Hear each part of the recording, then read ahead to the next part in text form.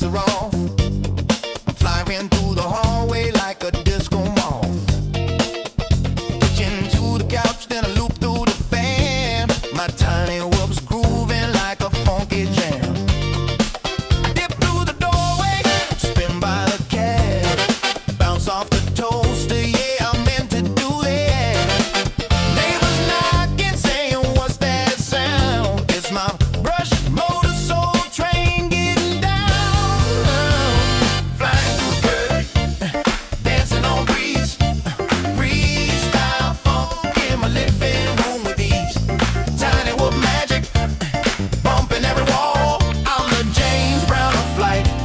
Can't stop it all. I got LED strobes and a shag rug trail. I'm looping through the lava lamp, leaving a tail. My whoop's got rhythm, my stick's got soul. I'm the pilot of the party. On a roll, TV remote's a gate, the lamps a dive. I'm flying like it's 7.5. No GPS, no rules, no shame. Just a funky little quad in a soul train frame.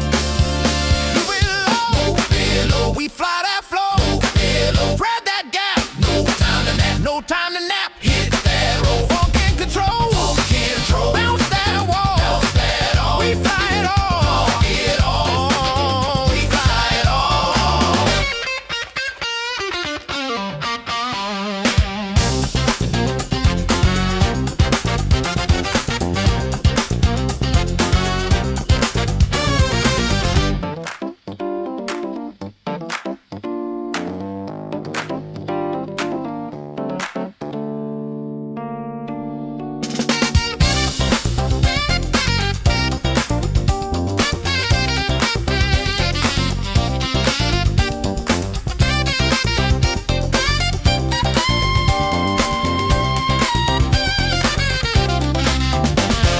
Tiny whoop love, funky and free. We fly indoors, we fly with glee. Whoop it, loop it, groove it, move it, bounce it, flip it, funk it, rip it, fly that soul, don't lose control. Tiny whoop love gonna make you whole. I thread the needle through the vinyl stacks, bounce off the mirror ball, never looking back. My quad's got soul, it's got style, it's got sass. It dips through the incense like a blast from the past.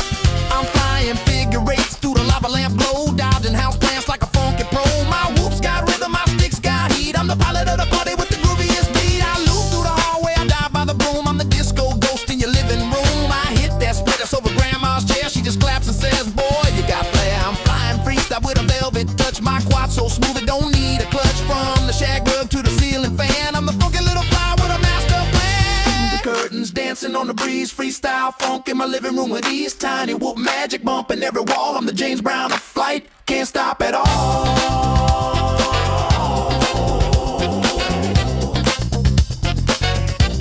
Can't stop at all. Can't stop at all.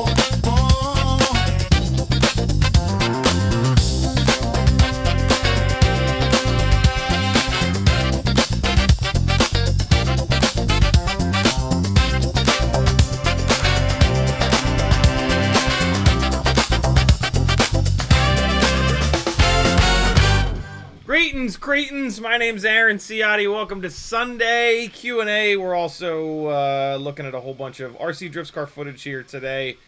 I'm putting a quick post up on Instagram. See if we can get some of them folks that aren't hanging here on YouTube to come chill in the chat. My eyes have been itchy as shit again. And so when your eyes are itchy as shit, you better rub them like a lot to the point where you look like you have hay fever. It's important. That's how it works, right? You were just watching 8-6 Day. 8th month, 6th day of the month. August 6th is 8-6. And the late 80s, early 90s Toyota Corollas, the chassis code was AE86. And so ultra just moron car nerds like me know things like that. And then the new one, that's why the new one is called the GR86 or the or just the 86. And so every year on August 6th, it is 8.6 day. So everyone that enjoys A or GR86s can completely nerd out.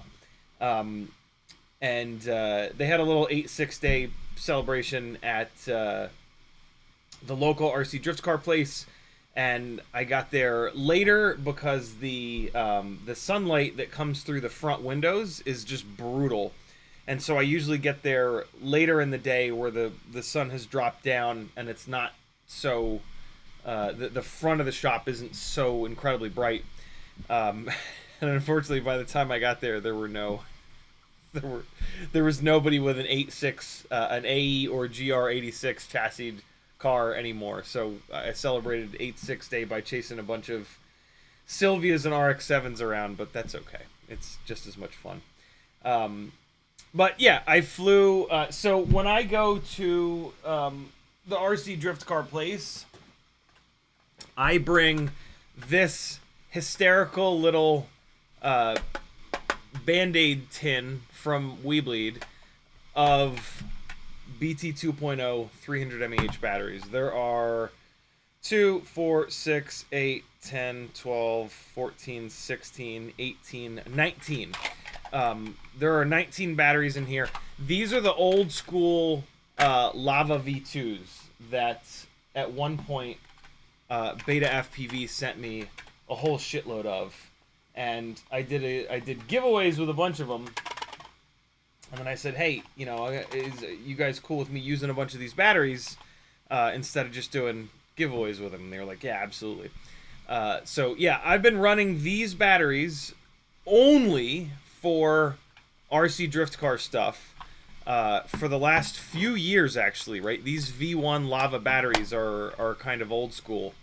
And so before I go, I charge all of these up. Sometimes if I'm really wanting to do a ton of flying there, I'll bring the Vifly Whoopster with a 6S lithium ion big boy, like 2500 mAh I think it is, battery. And I'll be able to sit there, like, as I charge 6, I'll throw them on the charger, let them, and then I can run more than this number of batteries. But this is a really nice number of batteries here to run. For example, on 8.6 day, and I didn't run through all of these, almost. It was 14, 15, 16, 17. I ran 17 of those 19 batteries, and like, I was good. Like, so I started flying HD at, oh, well, that doesn't really work. 328, that time ain't right. But I flew from roughly 328 to 420 something. So it was a little over an hour of flying, because there's a couple of the first 3 batteries I flew were analog batteries. So yeah, this is a little over an hour of flying, which is really nice. I mean, and that's like sessioning batteries back to back to back to back. By the way, headphone people, perfect timing. The 3D printer just stopped, so the hysterical amount of background noise that has been here for the last 12 minutes, is now gone. Let me actually turn this all the way off so that all the fan noise is gone. There you go. Just printing out the last couple of things for an Etsy order here. All right, cool. So yeah, that's such a perfect number of batteries to go and fly. And you know, Tiny Whoop batteries are cheap, right? This is like, if you were to buy these batteries, it would be like, I don't know, $25 maybe $30. And like, what's nice about having like 15, 20 Tiny Whoop batteries is that you spread the abuse out so that they don't like degrade as fast. And to be honest, you won't beat the batteries as bad. When you have more batteries than you need, you won't over discharge your batteries and hurt them, right? Over discharging is like the main thing that hurts these batteries. And so when you have a lot of batteries, and like it's no big deal to just land in front of yourself and swap it out really quick, you won't over discharge them, and then the batteries will have a longer life, and then you'll actually, which saves you money, right? Like when you hurt these batteries, you throw them out a lot sooner. When you don't hurt the batteries, they last a long time, dude. Years. I've been running these for years. I've been running these batteries for probably closer to 3 years. And I have 2 batteries in here that have red markings on the side. So here's one of them on top, and the other one's somewhere in here. There are 2 batteries that seem to be falling off a cliff a little bit in terms of their performance. And so when that happens, you put those in a separate part of your bag, and then when you get back, you take like a black or red marker or whatever and put some lines on them to indicate that, you know, they're on their way out. And then the next, you discharge them, charge them all the way up. And then the next time, if you run a battery that's already red marked and it flies like shit, you just throw it away. So I have had a couple of these fail, but again, like these have been cycled a lot. But yeah, like I said, if you don't over discharge them, they last a long time. And so I had an absolute blast, as always, chasing RC drift cars. If you want to do one of the most challenging and certainly one of the most fun activities with a tiny whoop, go chase RC drift cars. It's just the best. It is just so much fun. It's so difficult, which is part of the reason why it's so much fun. It's not that difficult to build a specific rig for it. The build is NBD Cockroach V3 frame, because you need the little hooks that are on the front. And then this is the CiottiFPV Batwing mount, which was created by the community. A whole bunch of people have chipped in to help with this. There's an analog version of it. There's an O4 Lite version of it. There will not be an O4 Lite wide version of it because that camera is just way too big to hang off the front of this little thing.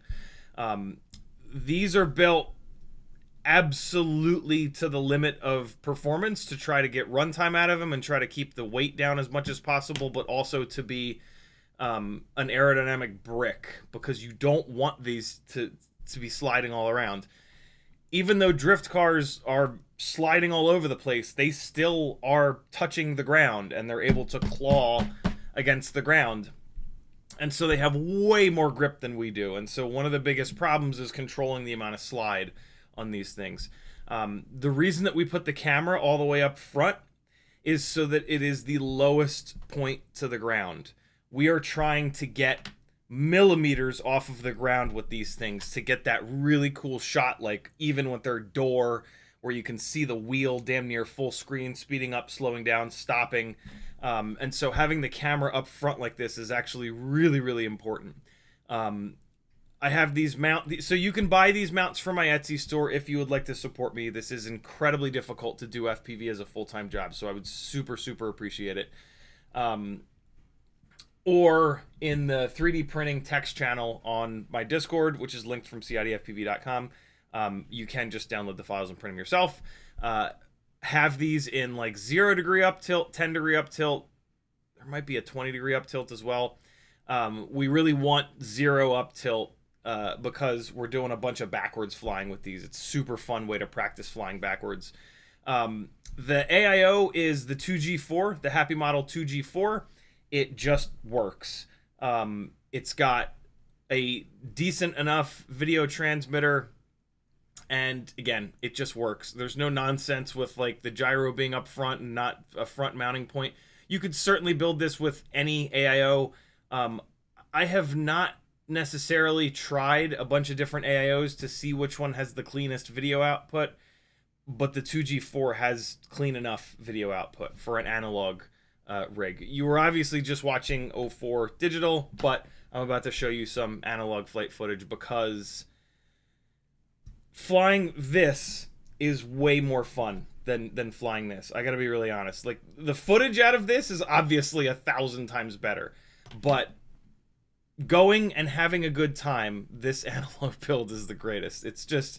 It's a lot lighter, right? O4 Lite weighs an extra 8 grams, which is a massive amount of weight for something this small. The latency is much lower. It's just absurd. You're going to want to run a circular polarized antenna if you're going to try to do something with the footage from it, which you should, because analog footage is 60 frames a second. And so you can slow it down like what I was doing to 50% speed, and it's just the coolest thing ever. And so, yeah, splurge on a true RC Singularity ultra short. Flip your AIO around backwards so that the battery comes out the front. Because when you do that, you can offset the weight of the camera. This camera and this TPU being all the way up front here makes this thing nose heavy for sure. If I try to kind of balance this, it's going to flip. Even if I put my fingers towards the... I guess I can put my fingers far enough to the front where it does balance. But my finger is pretty far to the front. When I center my fingers here, it's nose heavy. Even with this antenna all the way in the back, it's way more nose heavy. And so when you flip the AIO around, you can run your battery lead out the front here. And you can do two things there. You can both put one of these Tiny Whoop LED BT 2.0 180 degree jib jabs on it, and you can use that like a little headlight if you want. If you don't want the headlight to be turned on, you just wrap this thing in black shrink wrap, and then it doesn't let enough of that light out. But if we were to run in the dark and I needed a little bit of extra light, I could take this black shrink wrap off here, and the little white LEDs on this guy do make a difference. Mainly when you're really up close, but yeah, they're there. So it allows you to do that, having the battery lead out the front. But the big reason to do the battery lead out the front is that it allows you to counterbalance the weight and to fix that front heaviness, because when you put your batteries in, you can always push them farther in one direction than the other. Like, yeah, you can try to center them. You're never going to get it perfectly centered. Or you can push it all the way back, and now you've got more lithium polymer in the rear where we need more weight than in the front. And then you just plug your battery in, and all is right with the world. And so now if I try to balance this on my fingers from the center point, it's pretty much perfectly balanced, because we've offset the camera weight with the battery weight. And I'm actually balancing this now from the inside part, the straight parts here, which are dead center. I was just now, my finger was both fingers were bouncing on that center straight bit of plastic, which is dead center. And so that is how you fix that front to rear center of gravity problem with these little builds. It works on the O4 build as well. Not quite as well. It's not perfectly balanced on the O4 build because the camera is a little bit heavier, but it's damn close. And so, yeah, 2G4, but to be honest, any AIO will work. Just make sure it's a half-decent AIO that has a somewhat clean VTX signal, because you're going to maybe do something with the DVR. Cameras, whatever. I find the CO3 to be the best camera, the best of the Whoop cameras, but I've done a bunch of camera comparisons here on the channel. You feel free to look at those, and you'll get to see all these different cameras and pick the one that you think looks the best. Motors, I like the weBLEED Tiny Whoop HappyModel motors. On this guy, it's got the Tiny Whoop 0702 36,000s. This analog build gets great runtime, like 3 minutes, 3.5 minutes, 4 minutes. And so this is a little bit more powerful of a motor. At some point, this will probably go to the 40,000 kV 0702. They're a little bit less efficient, but there's a little bit more power there. Having a bunch of extra, you're not going to use that extra power normally, but it helps the PID loop be really quick. And every once in a while, you'll try to do like a throw it over the top of the car, inverted kind of crazy move. Typically not. Typically, like, we're flying so low to the ground with these that it's really difficult to do any kind of zero throttle stuff. But it's fun to throw in every once in a while. And then the propellers are HQ 1.2 by 0.9 by 3s. yes, these will blow up every once in a while, but you're chasing RC drift cars right in front of yourself, and so it doesn't matter. It's a totally recoverable situation. These propellers are beautifully well balanced. They are durable in that the propeller blades don't get all bent up and then you have vibrations. The Gemfan 1219s and 1207s, you don't have to worry about the hubs exploding, and they're pretty well balanced, but the blades will bend out of shape, and then that creates vibrations, and then you have jello and other weird shit going on. These HQ ultralights, the propellers don't bend all up like that, but then eventually the hub explodes, which is fine. You change that propeller and away you go. You have butter smooth footage again with no vibrations. So yeah, this is the setup that has been, and these setups have been refined over like 3 years. So if you think you have a better option, just trust me. I've tried everything on these. And this is the setup that works best for me. If you have something that you think is going to work better for you, that's great. I love that. But yeah, these are what works best for me. And then the Singularity antenna is E6000 down. The ultra short, when you rotate the 2G4, the UFL port is right on the back here. And so the ultra short sits perfectly out the back, and then you just put a little blob of E6000 there, and then that holds that antenna down. You don't have to worry about it flopping around or falling off. Make sure that you secure the antennas on these things, because like, you won't have any hard collisions. You'll have a bunch of smaller collisions. And so like, you're not bending motor shafts on these, but you are, the propellers do shit the bed every once in a while, and this will absolutely fall off. I can't tell you how many times I've had the antennas pull off of these things. You're bumping into the cars, you're hitting them, you're flipping over on top of them, they're hitting you. And so like, the antenna will absolutely fall off. So make sure it's really well secured. I actually have it E6000 on the UFL and then to the frame as well. Again, not the end of the world. The antenna falls off and then you walk around on the racetrack like this looking for it, but you feel like an asshole because you're in the way of all the guys that are trying to do their thing. So yeah, secure that antenna down. The O4 build is on the BLEEDfpv AIO, which is like the only real 1S AIO that works with the O4 light. Because I think there might be one more AIO now, maybe by Flywoo, but like, this BLEEDfpv AIO is lighter because it's a cross style, and it just works. Just get this. If you're gonna build a 1S O4 build, this is the AIO to get. It's the AIO that they use on all of their O4 builds, even these big nasties, right? This is using the same AIO. So yeah, it's a no-brainer on that. You're gonna stack the O4 VTX on top. You're gonna need some longer screws. I sell these on my Etsy store, M1.2 by 12 or 14 or 16. It depends on which rubber grommets you use. I believe I'm using the M1.2 by 14s. Do yourself a favor. They're super cheap and it supports me. Get yourself a set of the 12s, the 14s, and the 16s. You'll use them at some point. It's nice to have 5 of each size. I sell them in quantities of 5 in case you lose one. And so, yeah, you just stack that up. I have this really cool little 3D printed Micro King cover on top of mine, which holds the antenna down, which is really nice. And it just kind of looks cool. And in theory, it could maybe protect it a little bit. This is, again, available on my Etsy store. Batwing mount specifically for the O4. 0 degrees of up tilt. On this guy, because the O4 draws so much juice and adds so much weight, runtime is an issue on this guy. And so I've been through all the motors on this.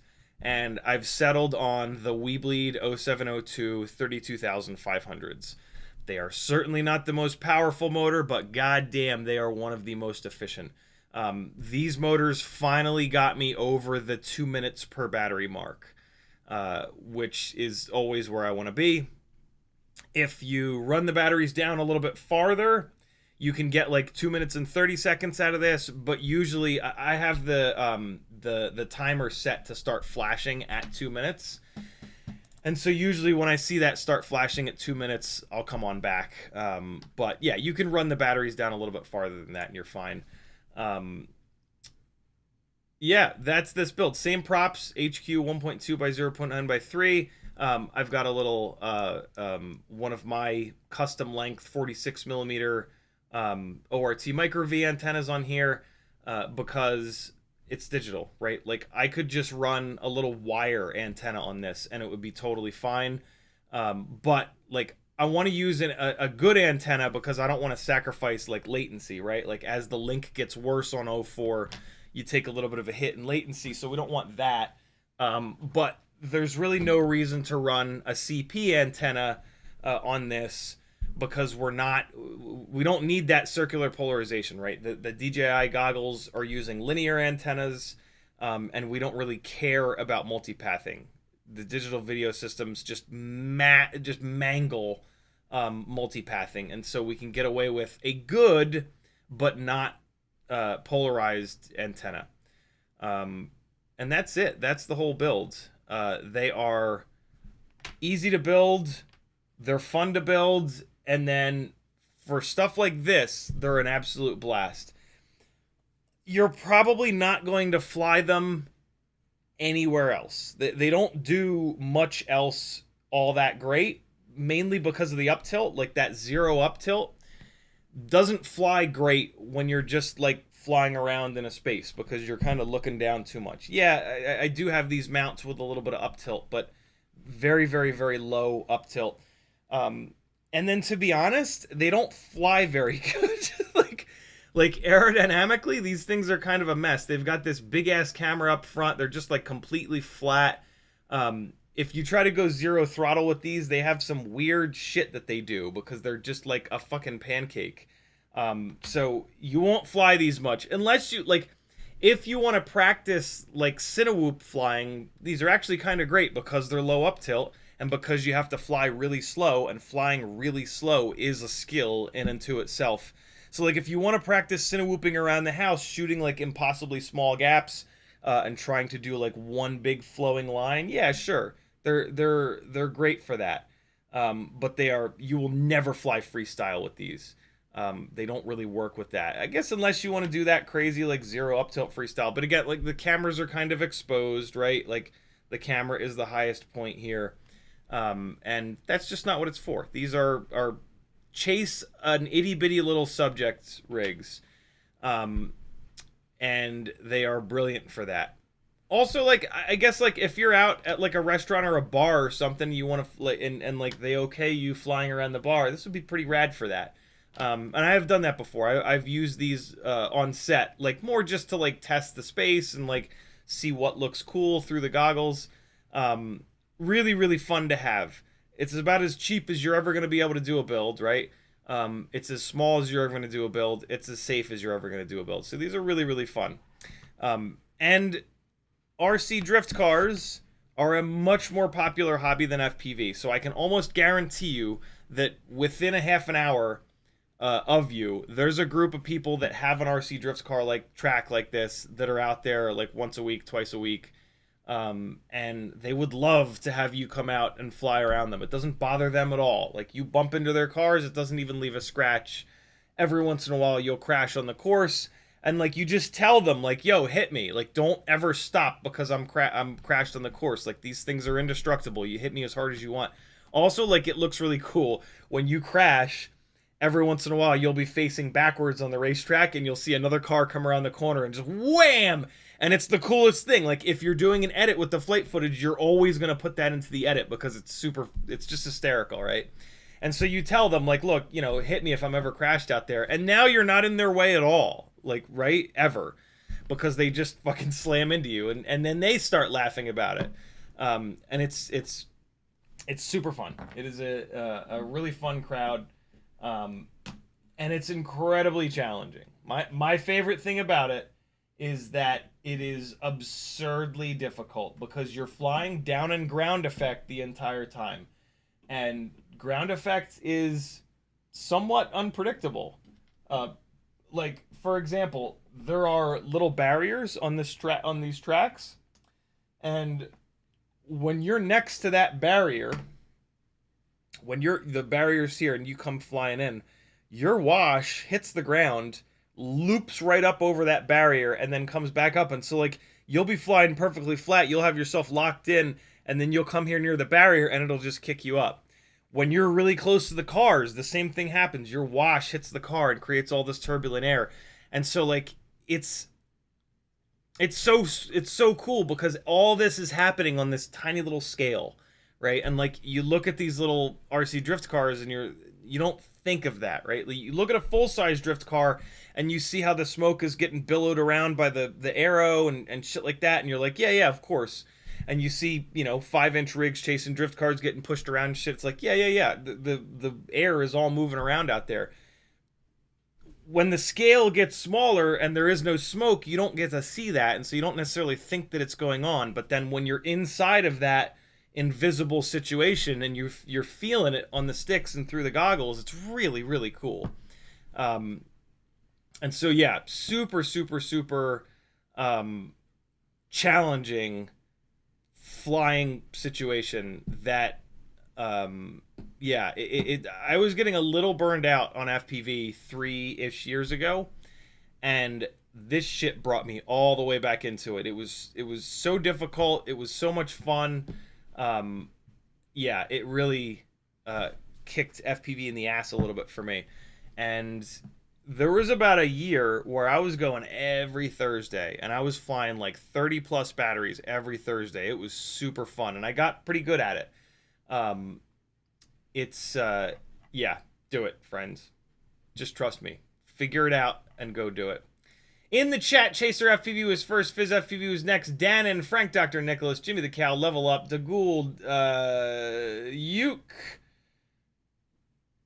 You guys are having a big old conversation I'm seeing here. Gusto, Yurio Uke, Ola, Danon again. Okay, this is maddening. Social Stream is yet again shitting its pants and scrolling me to the bottom every single time. Man, why does live streaming have to be such a fucking nightmare? OBS is a pain in the ass. Social Stream is a pain in the ass. YouTube is an absolute nightmare. Hold on. I gotta kill Social Stream and then open YouTube back up and use their chat. And that's, of course, gonna trigger... Not trigger, but that's gonna let YouTube's unbelievably never been fixed memory leak to demolish my computer, but there's nothing I can do because Social Stream is falling on its face. Okay, there we go. We're good. Get it together, YouTube. Jesus. There's a lot of people that live stream on your service. Fix it. My God. So we're going to look at the flight footage. The first thing I want to jump into is the analog flight footage, actually. In the intro, you were watching some of the O4 stuff. But I always fly 2 or 3 batteries right as soon as I get there with the analog rig, which is kind of a stupid thing to do because it gets me like used to the really low latency, and then I fly the O4 rig. I'm like, oh my God, the latency is so hard, and the extra 8 grams is really tough to work with, but that's part of the challenge. So where is that window?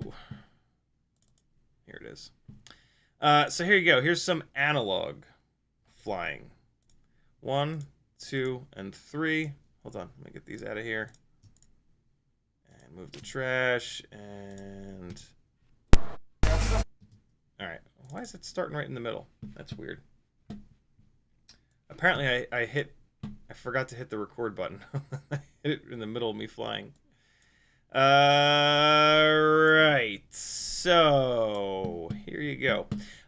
Even analog is absolutely hysterical. And like, if you're gonna do an edit with this, I'm gonna recommend that you mix this in with like some kind of older school music that'll sort of sell the analogness of this. And it'll work really well. I've got a bunch of RC drift car edits here on the channel that you should watch if you want to get into this, because you'll see what I'm saying. The music choice, if you pick the right music for analog flight footage, it kind of explains why it looks the way that it looks. FPV people are going to understand, and that's fine. but they're not necessarily going to continue to watch it. Like, if you sell the fact that this is analog footage with some cool, like, 80s, 90s synthwave, for example, for whatever reason, like, psychologically, it'll make people kind of continue to watch, which is really, really fun.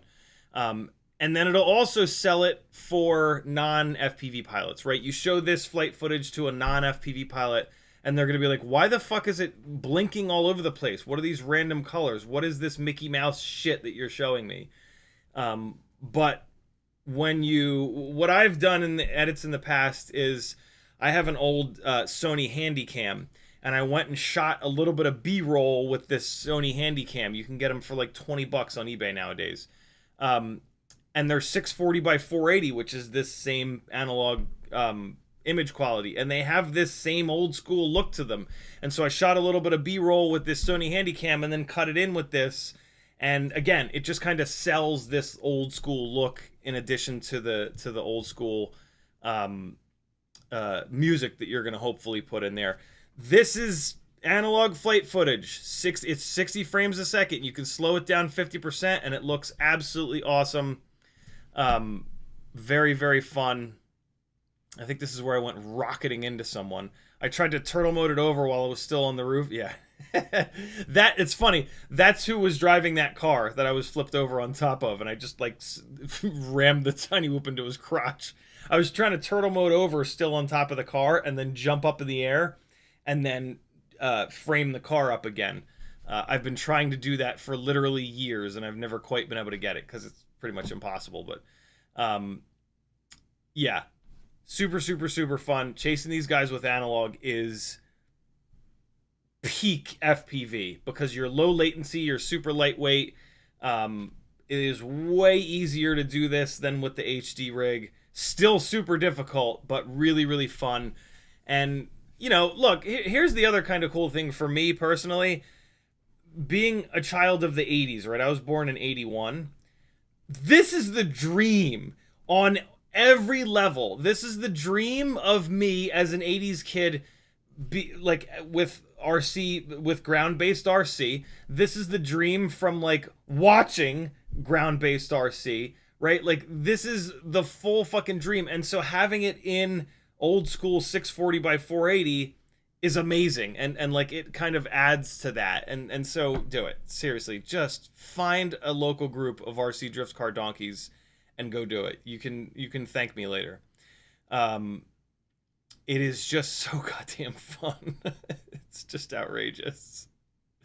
And they love it. Like, they've never gotten to see themselves from this insane perspective. And so, like, they will welcome you with open arms to come do this.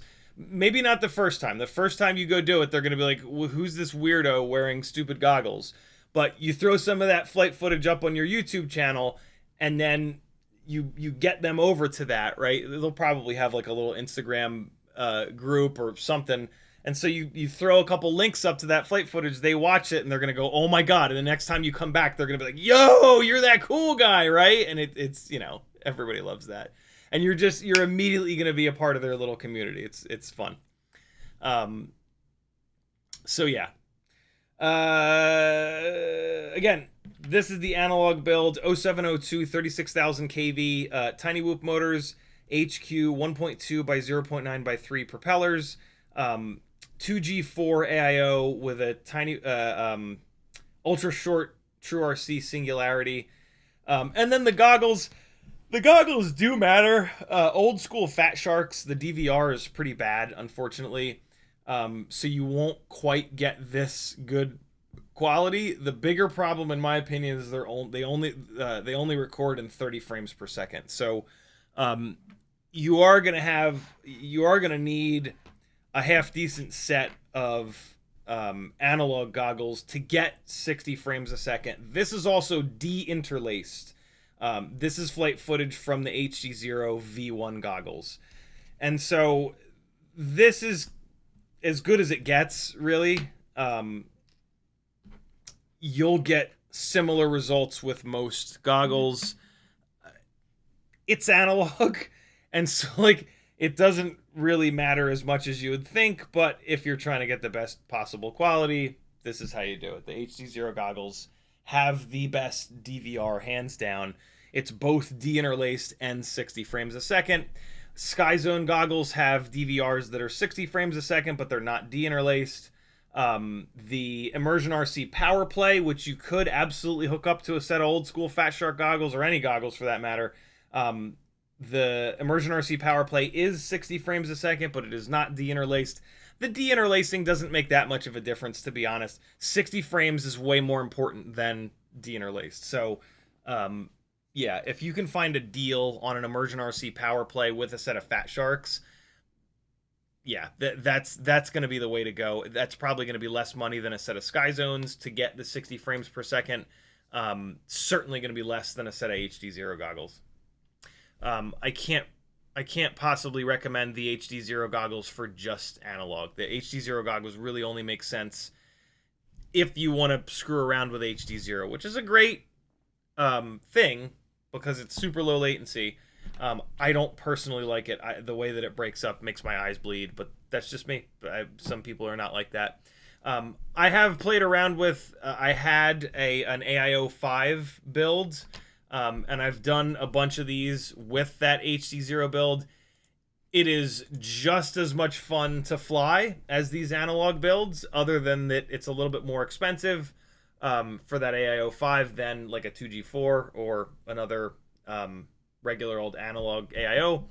But the breakup, the HD0 breakup is so much more obnoxious than this analog breakup that, and it's even more confusing, right? Like you show that to somebody that doesn't know what HD0 is and they're gonna be like, what the fuck are these rainbow squares all over the screen? Like that looks ridiculous. And so, yeah, fun to fly with HD0, but the flight footage is a little odd dealing with those rainbow squares. Analog, the analog setup is going to be on like automatic white balance, and so a spot like this where the whole interior is lit by fluorescent lights, which are like yellow and green, versus a bunch of outdoor blue sunlight or indirect bounced sunlight, the analog camera is going to be bouncing up and down in terms of white balance. You can't change that. You can't lock the white balance on any of these Tiny Whoop cameras other than, I think, the Caddx Ant. On the Caddx Ant, you might be able to go into the menu and lock the white balance at like 5500. That's usually what you want to do because 5500 is sunlight and 5500 is kind of in the middle. And so like if you lock your white balance at 5500, when you're editing the footage, you can just fix it. The white balance isn't moving every time you point at a different colored light. And so you just lock that white balance and it's set. These other cameras are going to constantly vary the white balance. So like right now when I'm facing towards the outdoor light, which is very blue, it's going to make that blue light into, you know, gray, white, neutral. And then when I point back towards the back of the shop, it's going to take that yellow and green light and try to make that gray, neutral, white. And so you're going to see these colors shift. Every time I turn towards the front windows, it's going to look blue, and then it's going to go white. Every time I turn towards the back of this hobby shop, it's going to go yellow, and then it's going to go white. The analog cameras make that change pretty quick, and so it's not that big of a deal. It does admittedly drive me crazy because I just, yeah, I hate when white balance is wrong. But there's nothing you can do about it on analog. You just fly it. It is what it is. Away you go. They also have this really cool little rock crawler area here, which is way fun. I've tried to film the little rock crawlers, but they're so slow that like our inability to hover becomes like kind of obnoxious. And then, you know, they're just like super slowly crawling around and we're over here just like like trying to just kind of lock ourselves down. You know, we'll never really be able to fully hover with something this small, but yeah. So there you go. There's the analog flight footage. Now we're gonna roll into the O4 Pro footage, and the first thing I want to show you is a little bit of an experiment that I've been doing the past 2 times that I've chased these fellas, which is what happens when you mic these little cars. Hang on, I got a bit of a mess on my hands over here. Let me just get this out of the way. Ugh. I packaged and shipped about 1 million orders yesterday. Not 1 million, like 10. But that's a lot for me. And so I still have a bit of a mess. Sarah Monick makes this very inexpensive. I think this is like $40, might be 30-something dollars. This is they make it with a lightning connector or a USB-C. So you plug this into your phone or anything really. I plugged this into the PlayStation the other day and it worked. And then it's got 2 little microphones, and these are actually really nice. The quality of these microphones is fantastic. They've got the little magnetic guy, so you can put them anywhere super quick. And yeah, they work really well. It also comes with a couple of little dead cat wind mufflers and some other stuff. This is really cool to have. I saw a review on this from a photography channel that I've followed forever, F-Stoppers. They used to be based out of Charleston, and now they're in Puerto Rico. And they reviewed this and were like, yeah, this is like really, really good. When they review stuff, things sell out for a long time. And so I snagged it real quick because it's really, really nice to be able to just have your phone, go into the voice recording app, hook this up real quick, plug it in, and just hit record and have, you know, proper audio, and 2 nonetheless. Last time I chased the RC drift cars, I put one of these on a car at a time. This time I put both of them on 2 different cars, and I put them on the back, on the rear license plate of the cars. And so I would put these on 2 different cars, and I would tell those 2 drivers, hey, run tandem as much as you can. Having this only on 1 car, it's not busy enough, if that makes sense. Like, when you're drifting, you're on and off the throttle constantly, and you spend a decent amount of time off the throttle. And like when I only had 1 mic on 1 car, there would be like a full second or 2 where that car would be completely off the throttle, just sliding with the rear tires locked. And you can't really hear much, and the microphone is trying to gain itself up and down, and it just didn't quite sound right. And so I thought with 2 of the mics on 2 different cars, it would kind of cover that up, and I think it kind of did.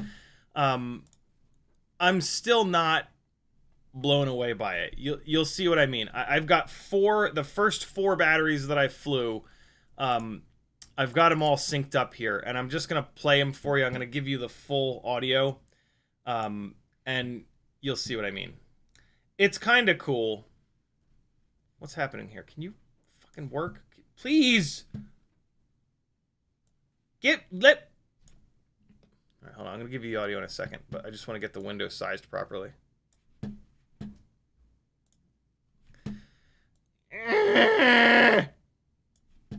Okay.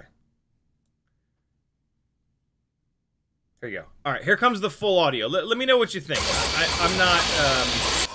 I'm not super blown away by it. Maybe turn your volume down a little bit. It should be okay. The mic does a good job gaining itself up and down. But yeah, turn your volume down just a little bit, just until this starts playing. Here you go. Here's the full audio.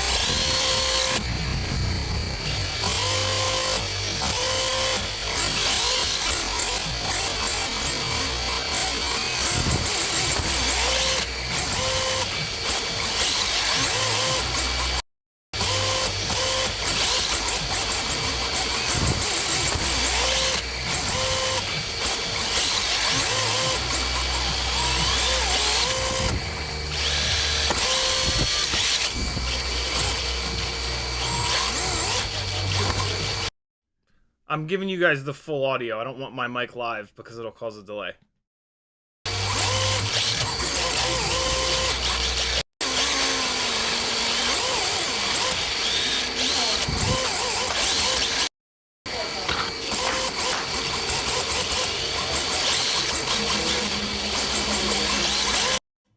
All right, I think you get the picture.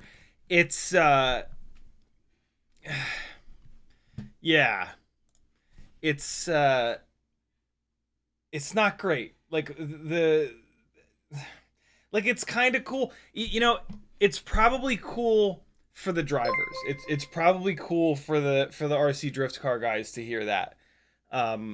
Which is so funny because like that's the most FPV thing ever, right? Like there's so much stuff that for us is really cool for only us, right? Like if nobody else understands. With an FPV, right? Like trippy spins, you know? Like you show anybody other than an FPV pilot a trippy spin and they're going to throw up all over your shoes. As well they should because it's a vomit move. But like, yeah. So really what I think we actually need is for the mic to be on board. But those are some of the lightest weight Bluetooth mics, and they're still like 8 grams. And so that ain't gonna happen. Like that's just unrealistic. That's too much extra weight to be dragging around, especially on an 04 build that's already dragging around an extra 8 grams. You know what I mean? So it's just not gonna happen realistically. I also the last chance for this is going to be I'm gonna put the mics out on the racetrack somewhere, like the narrow side and then the far side, close side and the far side of the actual racetrack, and see if that's any better. One of the things that kind of blows me away, I was trying to show you guys those mics were on the rear license plates. I can't believe how quiet these are. I thought for sure we would be able to hear this, and there was like that one time that I was turtle moding over on the ground that the RC drift cars were sitting there stationary, and when they sit stationary they're a lot quieter, and so the mic is going to get more sensitive, and then that's when we could actually hear that. But any other time those cars are making so much noise, the tires on the ground, the motors, the fan, the servos, that it completely drowns these things out, which that's kind of the point, you know. Like when we watch like full size, here let me start playing the raw footage here so that we can get through it. I put a link to this live stream where I dive through all this footage in the so for the record, this is, I've flown 3 analog batteries at this point. This is the first digital battery. This right here is me thinking that there's something broken on the quad because the difference in latency was so much. I always notice the difference in latency, but for whatever reason the other day I was like, whoa, like it felt unflyable going from analog to 04 light. And this was on this is on 50 frames a second instead of 60, which is a little bit better. Again, this is me thinking it's broken. And this I could go to 100 frames, but I want 4K. If you go to 100 frames a second, you can only record in 1080. So yeah, you can get the latency a little bit better, but if you want 4K, you're stuck at 50 frames. And so yeah, this is me now getting used to it, forcing myself to get used to it, which you do, which you absolutely do. And so shit, I forget what I was just saying. Couldn't have been that important. I want to talk a little bit with you about shutter speed. When you start doing this with the 04 stuff, you have full manual adjustments, which is fantastic. Dan and FPV with a £5 super chat. He says, man, this audio is better than Aphex Twin. Sick burn, bro. You just offended someone so hard. I don't agree with Danon, by the way. I don't agree. I think Aphex Twin is great. Great? I think Aphex Twin is great. They're okay. Yeah. So, Everything is very amber and yellow now with this raw footage because I have not dropped an adjustment layer on it like that synced footage. The synced footage, I took 2 minutes in Premiere when I was syncing the audio and the video up to put a quick adjustment layer to kill the super warm, super amber light. This is a brutal spot in terms of light because we've got these massive front windows letting in very blue sunlight, and then on the inside of the shop here we have all these horrible fluorescent bulbs which are very yellow, very warm, very green. Fluorescent bulbs have a lot of green to them as well. And so this is a bit of a nightmare of a situation in terms of light color. Yeah, light color basically. But you can't control that. Like you either leave your white balance on auto and it's going to change back and forth, sometimes kind of slowly, sometimes pretty quick, but it's going to be noticeable and it drives me insane. Or you lock the white balance and then you do things in post, like you grab this brownish yellow color and you just desaturate the shit out of just that yellow color. If you're chasing a yellow car, it's going to look a little weird, but there are no yellow cars on this particular day, so we get away with it. And then you can do the other thing that I'll do is just grab like the temperature slider and just move the temperature slider either up or down. And so you can pretty easily kind of tame this, but it never looks quite right. And there's always sacrifices, like the fact that if ever I'm chasing a yellow car here, all the background is going to always have to be yellow because I'm not going to be able to desaturate all the yellows. I'm not good enough at color correction to be able to like really specifically dial in on just this color that these fluorescent lights are producing. But yeah, color temperature is like 103 level stuff. Let's talk about more like 101, 102 level stuff, which is ISO and shutter speed. Your ISO, you want to limit, and you kind of never want your ISO to go above like 800 or so on the O4 light. You can kind of get away with 1600, but super easy one size fits all setting for your ISO, auto ISO limit is 800.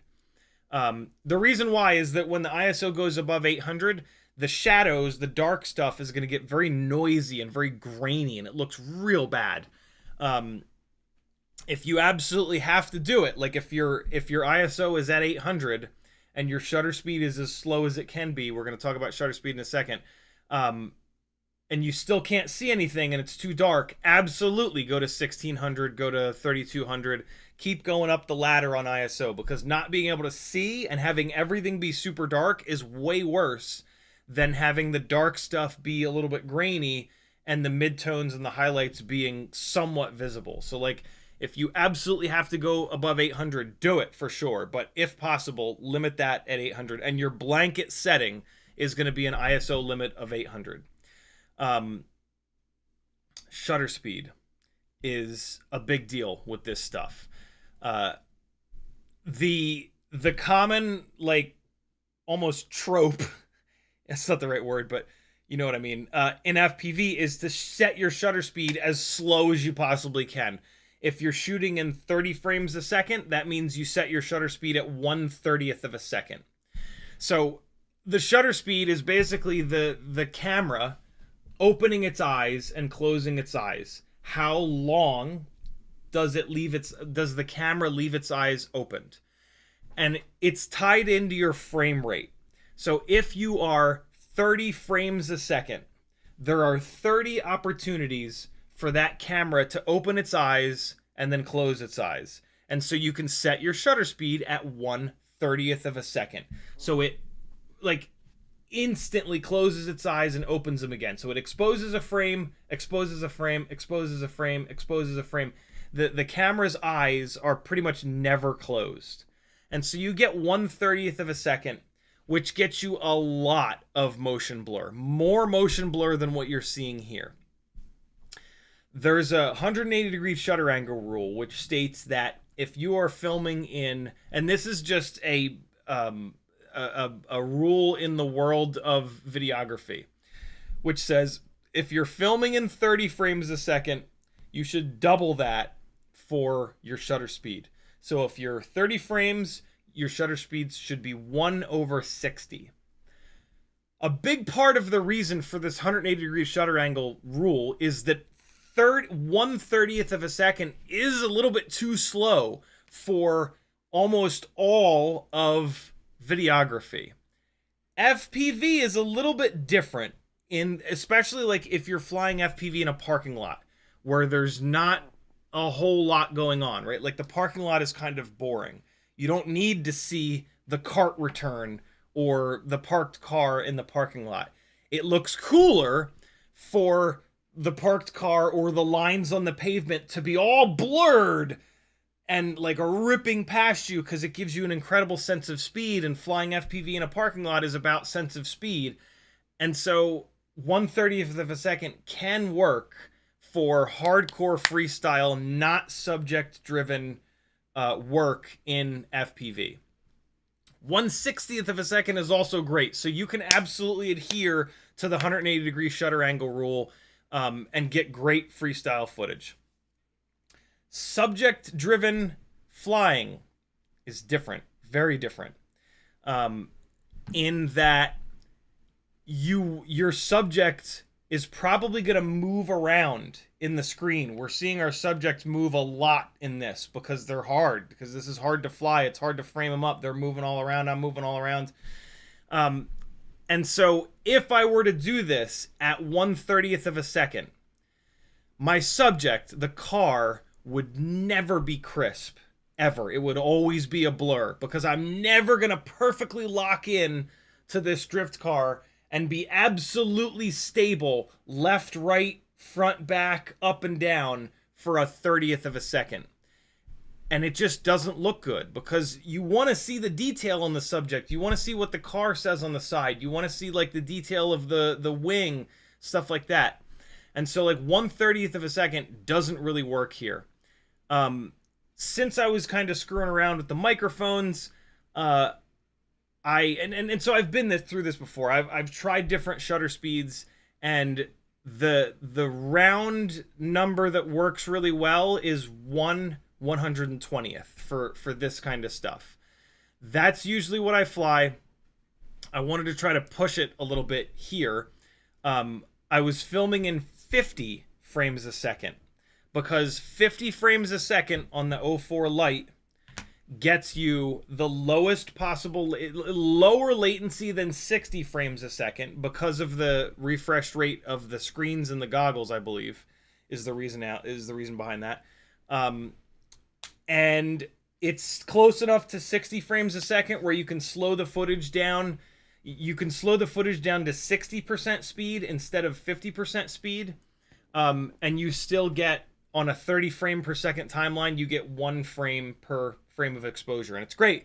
And so like if you want 4K, 50 frames a second is your go-to. It's the lowest latency you can get. You can still slow it down to almost 50% speed, 60% speed. You'll never see the difference. And you get the lowest latency possible for 4K. If you bump up to 100 frames a second, same deal. Don't do 120 frames a second. Do 100 frames a second. It's lower latency.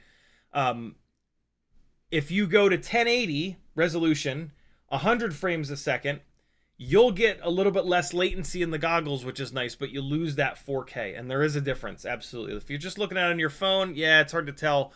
But like for an edit like this that goes on YouTube in 4K, you can absolutely tell the difference between the 4K 50 and 1080 100.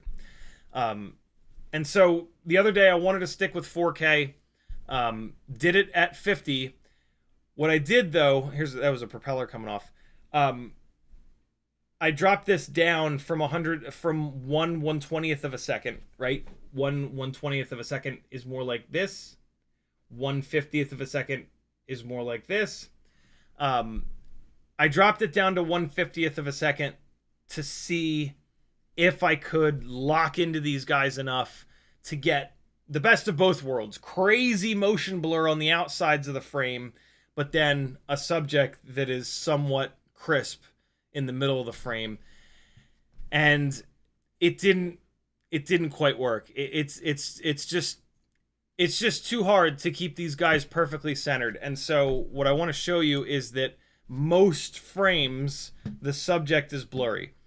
One frame before this he was crisp, but the majority of these frames, so there you go. In this exact moment, I just happened to match up perfectly with him. And so like this would make a good thumbnail. This one individual frame would make a great thumbnail image. We've got motion blur on the top, we've got motion blur on the right, and then we just have our subject beautifully crisp. But the previous 5 frames were a blurry mess, and now watch this. I'm going to just click play, pause, play, pause. That's starting to get blurry. Now it's blurry, blurry, blurry, blurry, somewhere in between blurry and crisp, blurry, very blurry, right? So most of these frames, the subject is a little bit too blurry, and it just doesn't look as good. Like having a quicker shutter speed where your subject is more crisp more of the time is better than this at 1/50th of a second, where every, like let's say 1 in 10 frames, the subject is perfectly crisp, but then the rest of the frames it's blurry, but our background is more blurry. It's better to have the subject more crisp more of the time than to have that little bit of extra motion blur. And now like you can really see how drastic 1/50th of a second is when I mean, like, well, it just happens to be a beautiful frame for it. Like, this is a mess. It's kind of cool, but it's also kind of a mess. And now watch when I have this big yaw. Look at this. The whole like everything, right? This is 1/50th of a second. This is a bit much. It's, again, kind of cool. And like, if your plan is to take an hour of flying and turn that into a 1-minute edit, sure. This is not a terrible idea, because having the really slow shutter speed, one of the things it's going to do is that most of your flight footage is going to suck because it's going to be too blurry, and you're going to delete a lot of your flight footage. And the hardest part about taking an hour of flying and turning that into a 1-minute edit is deleting stuff. Like it's so difficult to delete 99% of your flight footage that doing something crazy with the shutter speed is a great way of doing that. You're going to miss a bunch of really cool moments is the problem. There's going to be a bunch of moments where 2 of these guys are locked together in a perfect tandem, but you're not going to be flying perfectly, and they're going to be blurry as hell, and you're going to have to ditch that footage. And so like that's kind of the problem. You're really prioritizing like look how good my FPV footage is over look how good these drivers are, look how cool these cars are. It's way safer to have 1/100th of a second, 1/120th of a second faster shutter speed, where the subjects, and this goes for all subject driven flying, by the way, where the subjects are crisp most of the time, and then you edit the really good moments, you edit the really good driving in, you edit the cool crash that happened in, right? When you do this and you drag the shutter, when you open the shutter for a long time like this, we call it shutter drag, you can get some really amazing moments, but you're gonna miss a shitload of moments. And for flying a subject like this, these RC drift cars where they do like really cool shit every once in a while, but then they're just kind of floating around a good amount of, I mean, they're doing cool shit a lot of the time, but you know what I'm saying. Like, this is a subject that's hard, very, very hard to keep perfectly framed up for more than like a split second at a time. This is where dragging the shutter really slow is going to be super, super, super tough. And so, yeah, this was, you know, a day of me kind of experimenting. There is a bunch of footage that is salvageable out of this, but I won't do this again. I won't drop the shutter speed this slow again. it's just not worth it. It's not worth it for this little bit of extra motion blur. It doesn't even look that great unless it's in like that perfect moment. And a lot of the movements that I'm doing here involve me like there was one a second ago. So like one of my favorite movements here at this point is to roll left, pitch forward, and then start yawing so that I can rock around these guys and then all the way into flying backwards in front of them. Well, like, I'm moving these cars around the frame that whole time, and so with the slow dragged shutter, they're gonna be blurry this entire time. Like, I'm changing my distance. I hit the guy when I was trying to rock out in front of him, but yeah, a lot of the really cool looking movements involve like the distance between you and the car is changing, and that's gonna make them completely blurry. So yeah, 1/100th of a second is going to be the slowest shutter speed that I ever really recommend. And that's as slow as you can run the shutter speed when you're doing 4K, when you're doing 1080, 100 frames a second. And you can keep that shutter speed when you're 4K, 50 frames a second. The shutter speed can always be faster than the frame rate. It can't really be slower than the frame rate. And so the other nice thing about locking your shutter at 1/100th of a second is that if you decide to film 1080 100 or 4K 50, your shutter speed's exactly the same. So it's like universal when you're, so if you edit between a 4K into a 10K, 10K, that'd be nice. If you edit 4K into 1080, the shutter speed, the lighting, everything is exactly the same. And so you can, yeah, there's not like any weird jarring stuff that kind of happens there. So yeah, I just wanted to kind of briefly hit on that. You can really see the microphone well on this shot. I'm also blown away. Like, there are a couple moments here and there where the microphone picks up the prop wash of the tiny whoop, but boy, I was right on top of them. It's crazy how much noise these mics are picking up and how quiet the tiny whoops really are. I think it would actually be cooler if the tiny whoops were louder. I guess like running bi-blades would help that out, but then they would be even more slidey. I don't want that. You want grip on these to try to stay with these guys. The slidiness of the tiny whoops makes doing this really difficult and makes keeping them framed up incredibly difficult.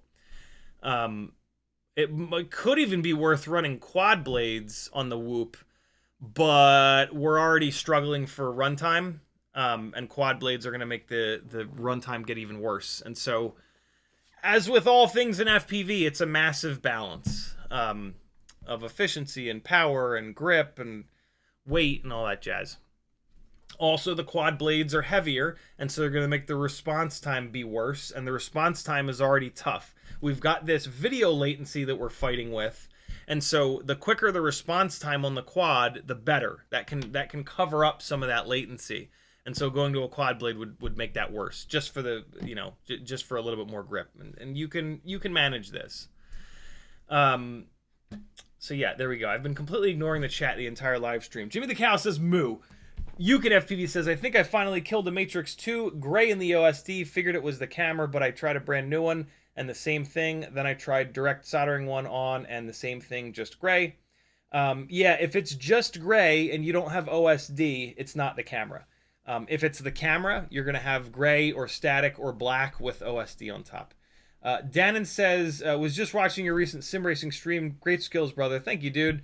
Sim racing is pretty difficult for me because my background with motorsport is in the real world, where there is feedback, G-force feedback coming through your ass. And so when I started sim racing a few years ago, I had a really hard time. It is way harder to learn car control and just motorsport in the real world and then move to sim than it is to learn in the sim and then move to the real world, which is why so like, for example, Ben Collins, the white Stig, he hates sim racing. He doesn't hate sim racing, but he's not good at sim racing. because he's old school. He comes from 30 plus years of real motorsport where you get the feedback you get from the car is in your fingers through the steering wheel, which sim racing reproduces, your eyeballs, which sim racing reproduces, but also big time your sense of touch, your butt, your G-force, your inner ear, which sim racing doesn't give you. And so when you learn car control based on vision, your sense of touch, and your built-in G meter, and then you take 33% of that away, it becomes a lot more difficult. And that's what I've sort of gone through, and I'm still not quite there. Like I still get significantly better on the sim every single time I spend time there and like focus on actually getting better rather than just having fun. And so yeah, it's been a little bit of a journey. And then the other side of that is like guys like Jimmy Broadbent, who is like the biggest sim racing YouTuber. Awesome guy. Has struggled with mental health his whole life, is a major advocate for it. Super inspiring dude, just a great guy in general. He's got over a decade into sim racing, and over the past couple of years, he's gotten a couple seats in real legit race cars in real legit racing series and has done phenomenally well because he got used to only his eyes and his fingertips and then start. I mean, he was always a car enthusiast and, you know, always drove for real, but now he's in proper motorsport and he also gets the feedback from his ass and his inner ears. And so, yeah, I'm little by little, I get more used to the sim. The problem that I have is that when a car starts to rotate, I'm just used to feeling it. I'm used to relying on my butt to feel that initial bit of rotation. And the process of getting better in the sim has been learning to trust my eyes and my fingertips. And my ears to some extent. Gran Turismo 7, all the sims give you extra feedback for your ears and your eyes and your fingertips when the car starts to rotate. You just have to identify that, and you have to learn to catch that really early, because like when the car first starts to rotate, if you're going to try to drive the car in slip angle, which is one of my favorite things to do, you have to catch it the second that it starts to rotate. If it starts to rotate and it gets to like 10-15 degrees of slip angle and now you start to catch it, it's too late. So you got to catch that shit early if you want to drive it in a little bit of slip angle. And driving cars in slip angle is the fastest way because the rear tires have a little bit of angle to them. Basically, you're making the rear tires turn in the same way that you're turning the front tires in with the steering wheel. And so, yeah, my sim racing journey has been a fun one, but to be honest, a little bit of a frustrating one. Because I'm pretty fast in the real world. The older I get, the faster I was, admittedly.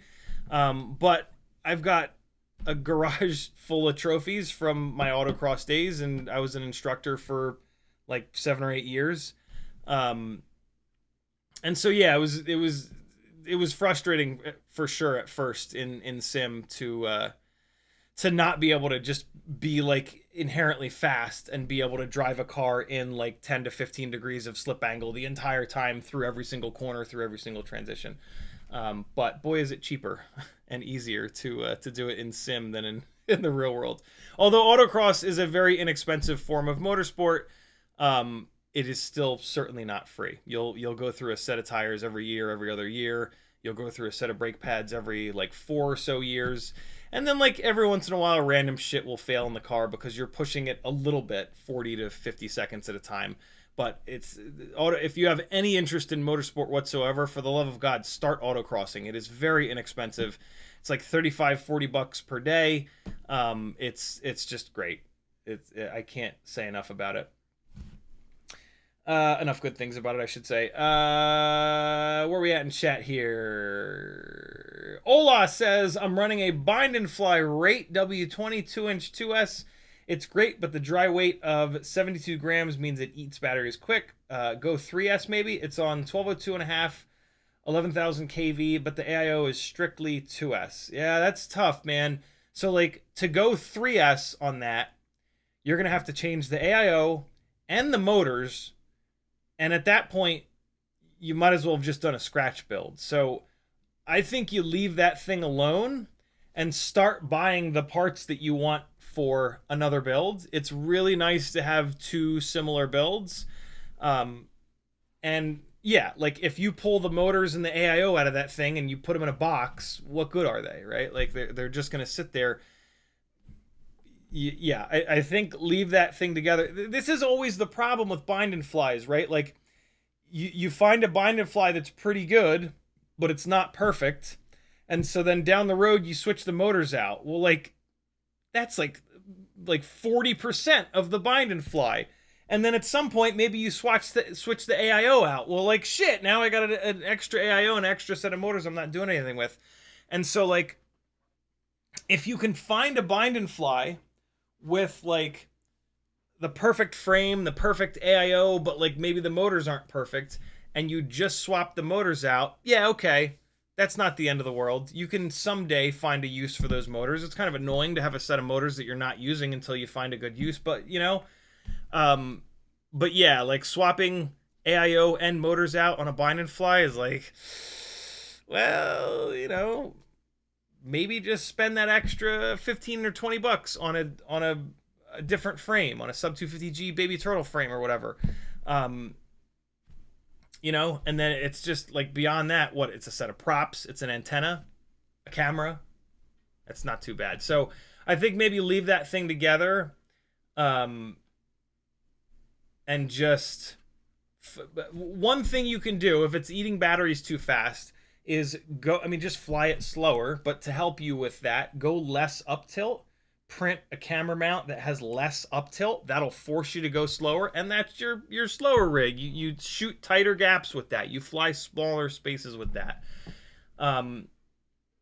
Because yeah, 1202.5 11,000s on 2S, like that's pretty well optimized. If you want something that flies, so you're eating batteries quick because you're flying fast. And so this is the other thing, right? Like every single build has an ideal set of like parameters in terms of the way that you fly it. A small lightweight build is for flying smaller spots slower. If you've got a build where you're just eating through batteries all the time, you're flying it wrong. You're flying it too fast. You're flying it in a space that's too big. And so that build, you're going to fly slower. And then you're going to build something that is better for going faster. A 3S build, a 4S build maybe. Maybe, you know, skip 3S and go all the way up to 4S.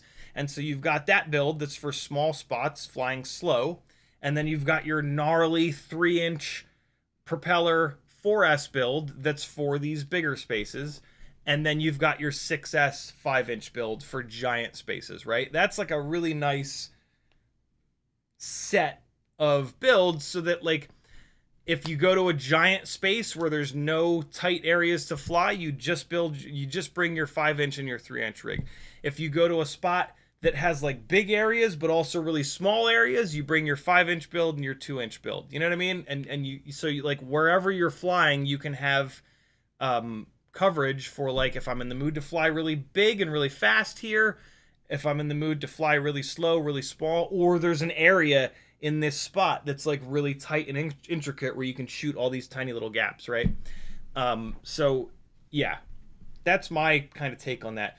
And that comes from, yeah, like my very first build, I learned this a decade ago. The very first build, baby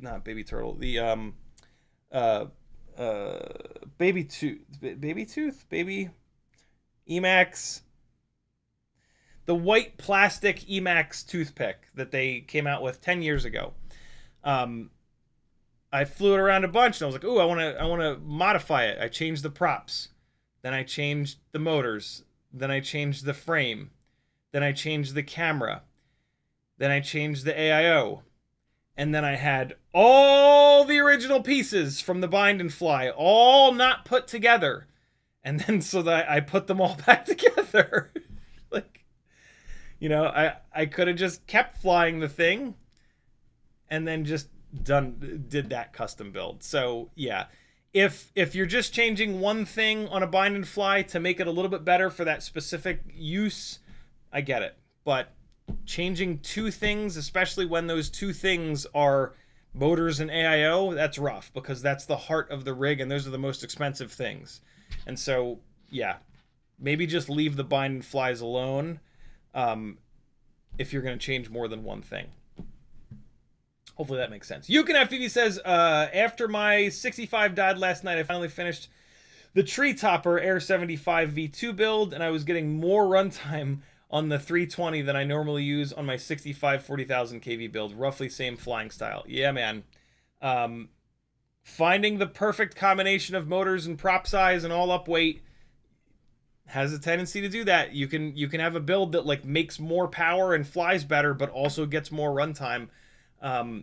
Especially when you put bigger propellers into the mix. You know, going from a 65 to a 75, the 65 has 1.2 inch props, the 75 has 1.6 inch props.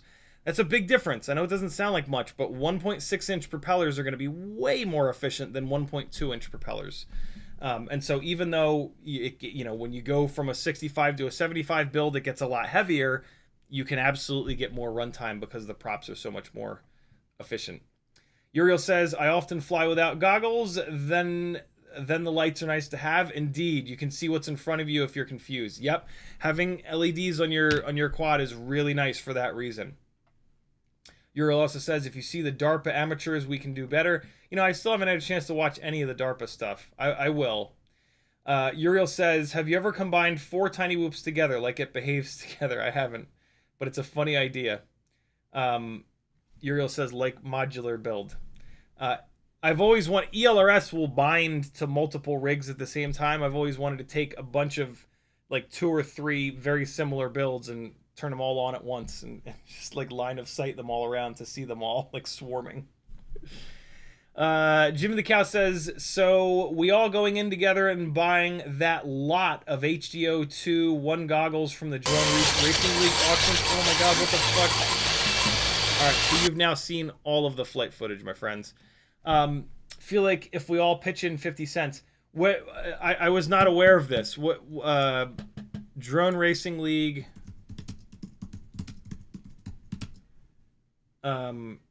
HD0 goggles. Let's see how good YouTube is. Nah, it's not fun. It's not gonna find it. Not YouTube. Google. Where is that at? Where are you seeing that? I'm gonna assume that's on Facebook Marketplace. That's hysterical. It sounds like Drone Racing League bought a shitload of goggles and now they're getting rid of them. Doc Holiday says, use Devo music for analog footage. Perfect example. Yeah, 80s, 90s music will make analog flight footage make a lot more sense. I know that seems like kind of weird, but like if you do it right, you'll see what I mean. Like what happens is you don't notice that it's analog flight footage. Like if you notice that it's analog footage, I'm not going to say like you did something wrong, but like you didn't do something right. Let's just say that. If you perfectly mix and match maybe some B-roll from some shitty old cameras or your iPhone camera with a filter thrown in, filled on top, right? And or you pick the right music, people won't notice that it's shitty, horrible analog flight footage. They'll just be like, oh, this is cool, you're flying around. Atreides is in the house. He says, what is the distance of the mic? I think what you're asking is how far away will the mic go before it loses Bluetooth connection. It's not big. I haven't tested that, but it's not going to be as good as like the $300+ DJI mic system. But for like inside the same room, you know, maybe like 30, 40, 50 feet, they seem to be fine. I haven't had any issue. But hundreds of feet, yeah, they're probably not going to hang in there. Bluetooth doesn't have mega range. B. Kirk says, what are your thoughts on HD01 versus 2 goggles. There's kind of no reason not to get the 2s unless you can find the 1s used. The HD0 V1s used are going to be amazing. You're going to run an external module with like a rapid fire or a fusion or the SpeedyB module, and it's great. It's a little bit annoying to have this ugly brick hanging off the side. It does make them bigger, but this receiver module works amazing. The V2 HD0 goggles have the built-in module. They still have this, so you can still run this. But they've got an internal analog module that runs off of a single antenna, this antenna here, which works pretty good. It doesn't work as good, though, as a proper sync pulse reconstruction diversity, not really diversity, module. And so, yeah, if the V2s weren't so expensive, I would love to upgrade to them, but they're a fortune, and I got a crazy deal on these, and so these are here to stay. And I have the coolest Fly 533 vinyl on them that I had professionally applied, so that it actually like looks good. And so yeah, these are here to stay. Maybe if they do like a V3 with a better internal analog module, maybe then, but these are phenomenal. So yeah, like if you can find a set of the V1s used for 100 or 150 or 200 bucks less than the brand new V2s, I think that's a no-brainer. If you can't, and it's only $100 difference between the V1s and the V2s, maybe just get the V2s, because it is kind of annoying to have that brick hanging off the side and to have the antennas hanging off the side, right? It's not just that brick, it's also that you've got your antennas on the complete side of the goggles. On a number of occasions, I have banged this patch antenna on a door frame because, like, it's all the way out here. Like, you know, you're used to it's like that much extra distance off the side of your head. Like, it's almost level with the outside of your shoulder. And yeah, when that happens, it's when it hits the door frame, it's like, oh shit, because like, you know, those modules are just held in with like the pins and the janky little latches. So, Luca says, have you tried the RC & Power 0702 31,800 kV motors? They're only 1.11 grams. I have not. I tried the RC & Power 0702 29,000 kV motors, and they made too much power. So I don't really want to try the even more powerful motors. Also, the motor shafts on those RC & Power motors were kind of weak, and they were a little bit undersized. And I'm going towards bigger motor shafts, not smaller motor shafts. So yeah, I don't need the extra power that they have, and it's only a 1mm motor shaft. If I'm going to run a 1mm motor shaft, I want it to be a more efficient motor than those, and that's what I get from the weBLEEDs. The weBLEED and the Tiny Whoop motors are like the efficiency kings, and they still make plenty of power if you get the 40,000s or the 36,000s or even the 32s.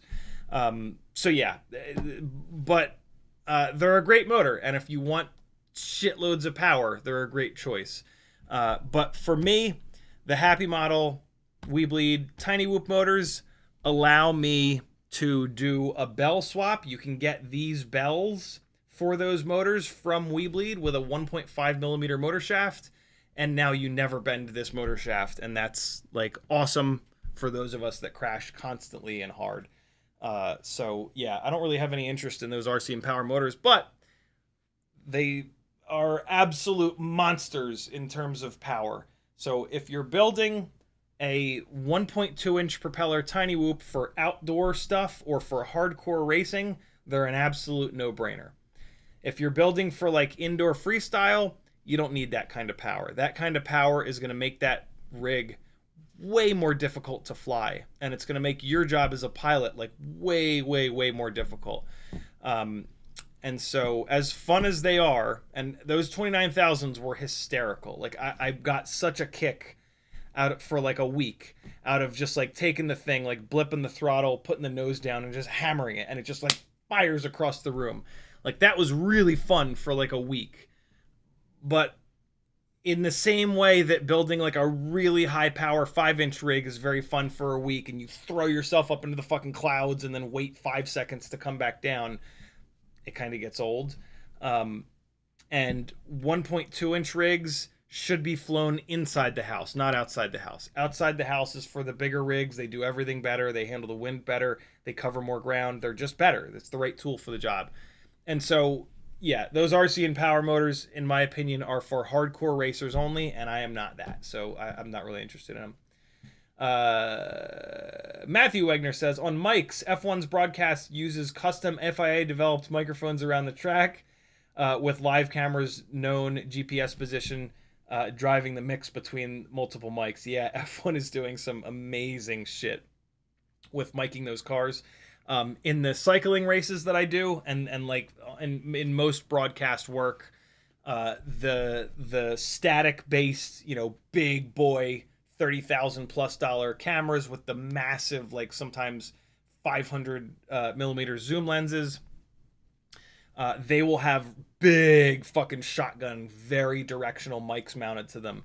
And when the truck takes the camera, sometimes they also take the mic.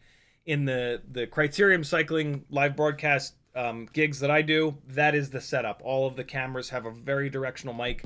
And so every time they take one of those cameras, they will get the audio off that. You're not just getting the video from that mic, you're also from that camera, you're also getting audio from that camera. And every once in a while, I'll come hauling past one of those cameras in the broadcast, and you'll hear of the 3-inch or 2.5-inch or 3.5-inch rig that I'm flying, and it always makes me laugh. But yeah, live broadcast miking is just as important as video. We always think about like the video and then like, yeah, sure, just get video and then just put announcers on top. Well, that's pretty stale. Like a completely flat audio background with just announcers with like sports, it doesn't really work. You got to have a little bit of like crowd reaction. You got to have like, whatever, more noise. And it makes a huge difference when you get it right. FizzPV says, send me the audio file and let me play with it. If I don't do that right now, I will absolutely forget. So I'm just going to grab any one of these. I'm just going to grab the very first one, and I'm going to drop it into Discord for you. It's M4 audio. Hopefully you can deal with that. I'm sure you can. There you go, brother. FizzPV is one of our resident audio geeks, which is awesome to have. B. Kirk says, can't hear you if you're talking. Nope, yeah, I had it muted. Ola says, don't think he's talking. Yep. Dannon, thank you again for the super chat. B. Kirk says, Game Hat had a whoop with a mic. I bought the mics, but I don't think I can get them to get added to the video. Yeah, analog supports audio. And so back in the day, there were ways of getting audio into analog. And so you could have, and there were also some VTXs with mics built in. The problem is it's mainly just like the motors and the prop noise. When you have a microphone like right here, it's so close to the mics and the props that it's just pretty useless. But yeah, I wish those little mics were a little bit lighter, because I could mic the car and then mic this. I think that's what I would want, so that I can mix in the audio from the quad audio. But there's just no real way to do it, because none of the HD systems support audio, which is kind of silly. Ola says, to be honest, I don't think the O4 quality difference over analog indoors like this RC space is enough that it's worth the inferior flight performance. I personally do, but everybody's entitled to their own opinion, and it is certainly way more fun to fly the analog stuff. But yeah, the edits and the footage that I've put up from the O4 system gets a lot more views than the analog stuff that I put up. And yeah, like personally with the 4K footage from this, if the lighting is good, which it is not at this spot right now, I can do stuff with the 4K footage like zooming in, which is really, really cool because it's hard to frame these guys up like full frame the whole time. You can't really zoom on that analog flight footage. It really looks bad. Dannon says, do you fly with Integras here? At that particular day, I was flying with the Integras because I got the goggles 3s out and the batteries were dead. And I didn't have time to charge them. But the goggles 3 are absolutely a better idea for this stuff because you can turn on race mode to really help with the latency. When you turn on race mode, I believe it locks you into 1080. I don't think you can do 4K. I could totally be wrong about that, but I'm pretty sure I am right. And so it's not, but it's nice to have. The Integras versus goggles 3, absolutely goggles 3 all day long. They're more comfortable. I think the battery life is a little bit better, and they give you the option of race mode. Mine were dead on this particular day. Levster says, hey, Orc says, guys, I find O4 gyro situation just annoying. I built a basically stock Meteor 75 Pro 2 with O4 wide ahead laying around. After a minor crash, I'm back. Same old crazy Rocksteady stuff. Don't use Rocksteady. Orc also then says, you all please only get Flywoo 04s. Well, the normal Flywoo 04 won't make the situation any better because it still has the higher refresh rate gyro. You have to pay an extra $20 for Flywoo to hot air station that gyro chip off and put the MP66 on, which that process in and of itself is kind of sketchy because now you've got a camera that you can't send back to DJI for repair. It is not going to be as durable as the original one. Like you can't put a bunch of heat into a PCB and expect it to be as durable. You certainly can't then remove a chip and put another chip on, right? So there are some. So yeah, it's no free lunches when it comes to that kind of situation. Don't use Rocksteady. Like Rocksteady is forced into the footage. You can't take it out. If you want stabilization, use GyroFlow. And within GyroFlow, we have ways today of telling it to only use optical flow. I've done a live stream about it. Justin, I forget his last name, has an edited video about it. It's very simple to do. And then you can use optical flow, which is very, very similar. And you don't have any of the bullshit problems. Jamie flies FPV, and I believe GyroFlow themselves are working on a fix for this problem. They're working on... Jamie's software is phenomenal already.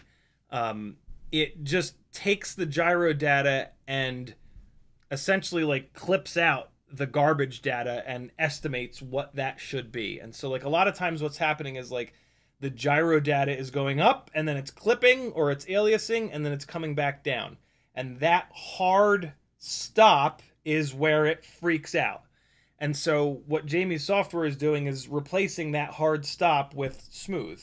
And then GyroFlow is like, cool, that's smooth. I'll smooth it out. All's right with the world.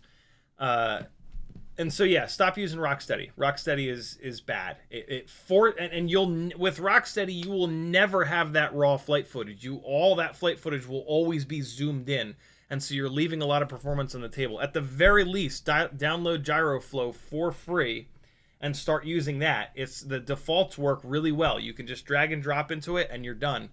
And then if you spend like 10 more minutes, you can figure out how to use optical flow only, and now your problem is solved.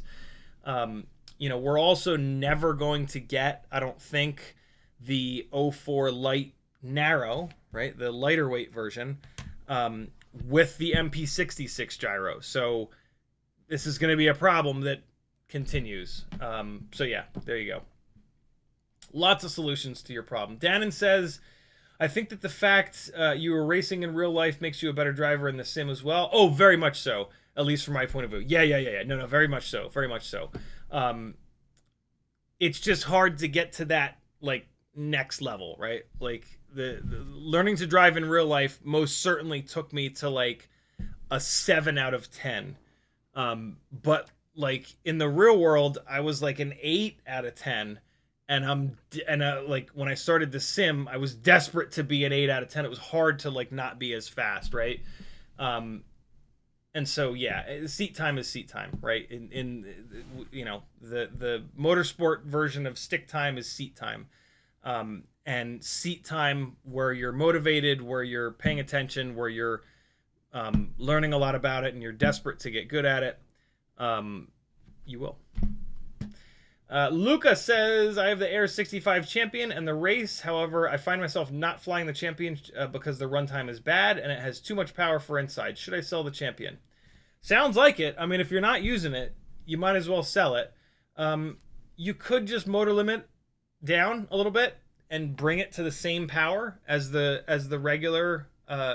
You know, you could make those two have the same amount of power. And it is nice to have two, because when you break one, you just start flying the other one, and then you can fix the one slowly. So yeah, maybe just motor limit it down, or maybe sell it and then build the identical thing. But yeah, too much power for inside is a real thing. Yuke says, the DARPA stuff has been fantastic. I have absolutely zero interest in going in and ended up watching a ton of it. Super, super, super cool builds. Yeah, I'm sure that I will... I'm in the same thing. I'm not really interested, but I know that I need to watch it. I know I'm probably going to like it. Yuke also says, all the analog goggles that are worth anything cost a fortune. Even the Sky Zones are a ton. Yeah, it's kind of nuts. Levster says, the RCN Power 31800s are more efficient than the 29s. I heard that, but I just don't need that power. I don't have a use for that power, and I can't put a motor bell on them that has a 1.5mm motor shaft. So, yeah, they just... The weBLEED and Tiny Whoop motors give me all the power that I want, all the efficiency that I want. I don't think those RCN Power motors are going to be more efficient, so there's no advantage there. They give me the option to run a 1.5mm motor shaft, and so like why run the RCN Power motors just because they're brand new? That's not enough for me. You know, don't fall into that trap, friends. It's a hell of a trap. You know, the newest and best thing, it might not be newest and best for you. Are they newest and best for the racers? If they have more power and more efficiency, absolutely. But if you're not a top level racer, they're not the newest and best for you. All right. Caught up on chat. Look at me go. 4 minutes before the end of the live stream. Perfect. Let's fly a couple of batteries. I played all the flight footage. I talked about, I think, everything that I wanted to talk about in terms of these little RC drift car chasing rigs, how to build them, the best parts that I've found.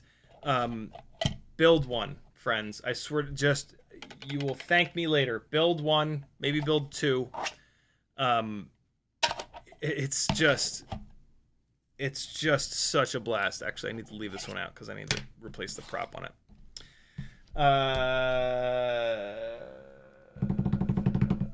Let's fly. Speaking of 1.5mm motor shafts, let's fly the indestructible Tiny Whoop on 40,000 kV weBLEED motors with 1.5mm motor shafts. Hey, yeah. Here we go.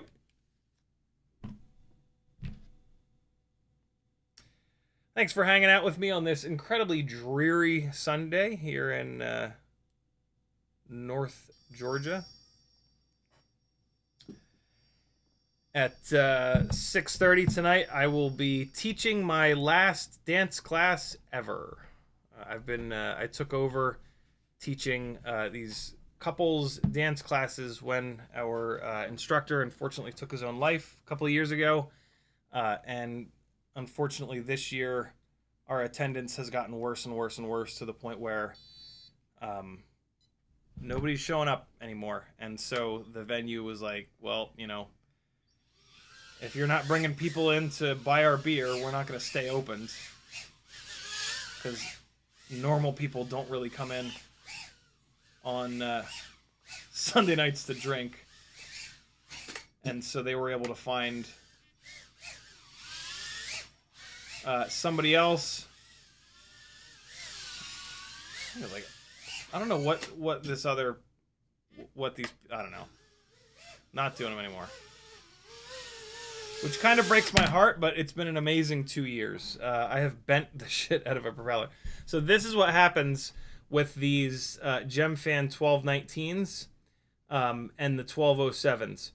The propeller blades will just bend so much that they come completely out of balance. And like, you can kind of bend them back, but it's never quite right. It's great that the hubs don't explode on these propellers, but I really wish that the blades of the propellers were molded into the hub a little bit stronger, because that is absolutely the weak point of these otherwise brilliant propellers. That's a little bit better. But hey, as always, we can't have it all. What the hell was that? I keep trying to do this weird kind of move here. It doesn't really look all that good. But like, anything that I'm not good at, I become desperate to get better at. Oy.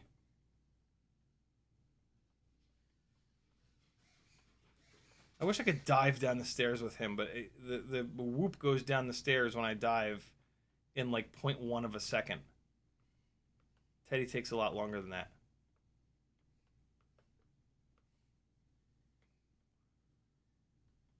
There we go. Ugh. So close. Hey, that was a hard hit. No, no, no. Yes. Yes! It's been a while since I've had to walk all the way upstairs. Hey, we're falling down the stairs, friends. Uh-oh, I'm gonna have to go get this one. I'm inside of a shoe. Or a slipper. Here comes Teddy. There he is. Teddy, do something, bro!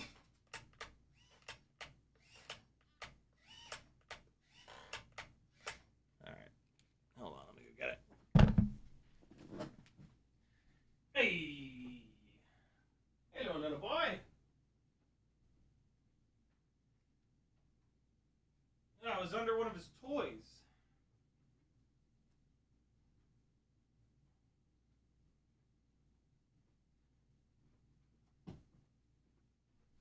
Twas under one of his toys.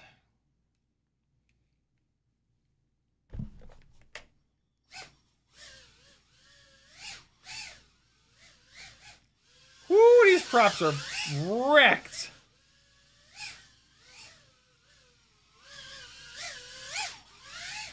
These are the Gemfan 1219S's, which are the best of the 1.5 millimeter motor shaft propellers. Uh-oh. Uh-oh. That's what happens when I get frustrated turtle moding.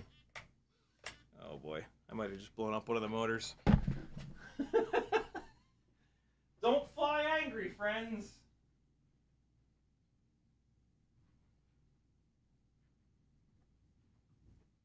Let's see what happened here. Who's not spinning?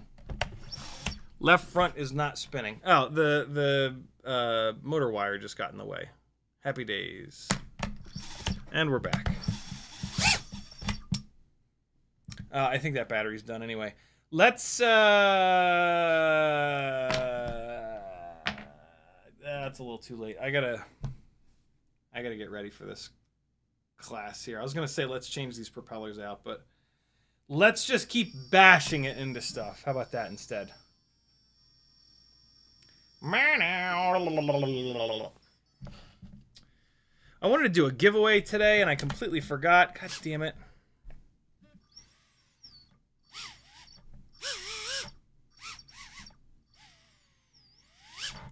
Yeah, it's this left front propeller that is just a mess, but it's fine. Let's just keep beating on it. Here we go.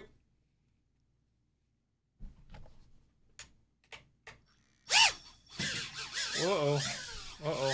Oh, boy. Get me out of here. There we go.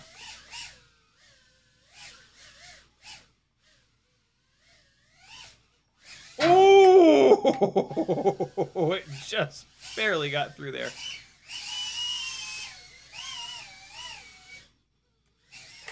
Oh my god. Can we...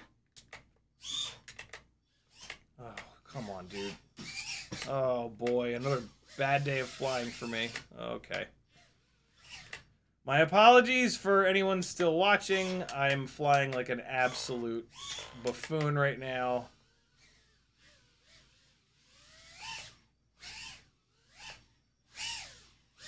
Oh, God.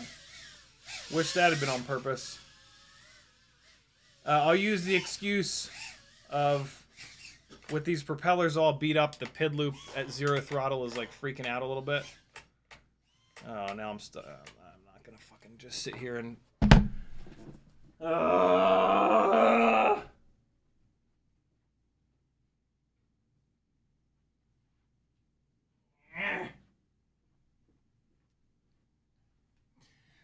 Does anybody want or need a FR Sky Tiny Whoop AIO? Let me know. Oh yeah, thank you for that reminder, Sporty. Matching Monday. Tomorrow night's live stream. My dad has offered to match any super chats that or PayPals that you guys do. So if you would like to put the Ciotti family into generational debt, you can do that. Although not really, because it's just going from him to me. But yeah, the first Monday of every month after, well, the second Monday of every month, which is the first Monday after the giveaways, are going to be matching Monday. So yeah, come on by tomorrow night and cost my dad a couple bucks. Ding dong, I hit both legs on that lamp. Ah! Try it again. This is one of the hardest moves in the basement. Come on now. One of the hardest moves in the basement right here. Oh, God. Not even close. Oh!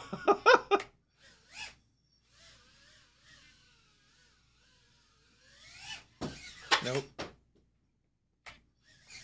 Too much of a vertical throw on that one. It hit the ceiling. There it was!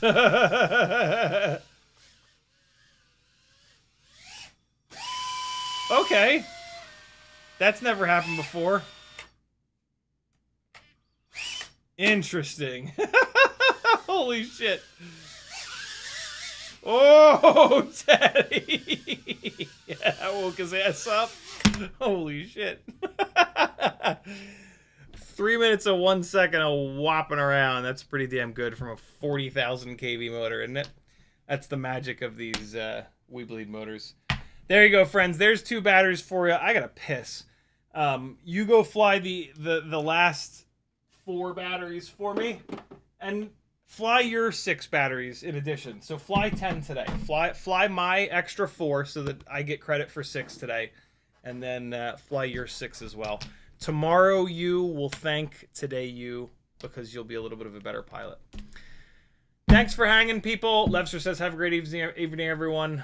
Uriel says, you should train Teddy better. Have a nice week. I'm going to shit her down. It was interesting. Shutter speed, I think most difficult thing. Small things, moving, high speed, filming it good. There we go. Dan says, all right, thanks. I'll see you guys tomorrow night, 10 o'clock. As always, CiottiFPV.com to support me. I do need your support to be able to keep doing this. It is super hard. So, yeah. Hook a brother up. Buy some shit from my Etsy store that you know you need, but you've been meaning to buy. Get some apparel from my Teespring store. It's all linked on CiottiFPV.com. Change your bookmarks to websites to my affiliate links. do all the things, and I will keep trying to do this as often as I possibly can. Love you guys. Bye. Here's a little bit more RC drift car flying. I'm gonna play the synced files that I didn't play because they have the adjustment points to make them look a little bit better. And so here you go. I'm not gonna give you the audio though. I'm gonna leave the outro song play. Love you. Bye.